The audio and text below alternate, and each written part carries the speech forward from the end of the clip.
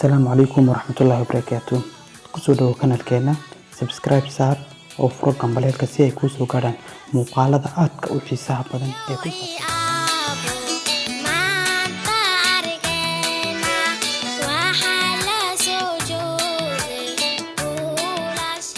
waxa aanu hayn aniga saaxiibkay. Waxa aanu joognay qolka kollejka, waxaana noo yimid laba qof oo walaalo ah oo aanu saaxiib ahayn.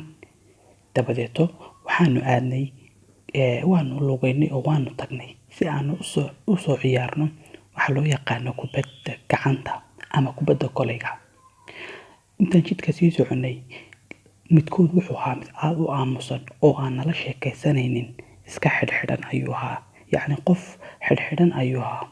Garoonka markii aanu ku jirnay kubadda waxaa ka muuqanaysay aamusnaan aad ula yaabayso. Mar kastaba aniga ayuu daba socon jiray. Ninkaas aamusan wuxuu u ekaa nin dhiig miirata ah. Aad ayuu afka u kala qaadayay, indhaha u cadaynayay. Aniga laftirkaygu isha ayaan ku hayay waxa uu samaynayo.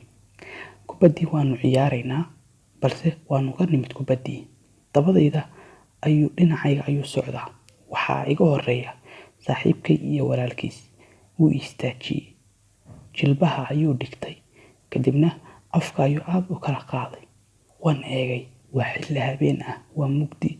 Waan ka baqay. Maxaa kaa khaldan saaxiib? Waxba saaxiib igama khaldana. Ka waran haddii aynu halkan ku hadhno? Maya saaxiib, kuma wada hadhi karayno. Dabadeeto waxaa dib istaagay walaalkii iyo saaxiibkay. Waxaan tagnay qolkayagii kollejka. Dib ayaan ugu noqonnay. Waxaan telefoonka ku arkay message ayaa la soo diray, muuqaal kaasoo lagu sheegay in ninkii horarka ahaa uu dilay walaashii ayuu dilay. Toori ayuu la dhacay in ka badan 14 jeer. Kadib telefoon ayaa la soo diray. Hello, may maqlaysaa? Ninkii habeenkii kubadda inala ciyaarayay wuxuu dilay walaashii. TV-ga ayaan shitay. Waxa aan arkay in ninkii cunay walaashii. Waxaan eegay jaraa'idka.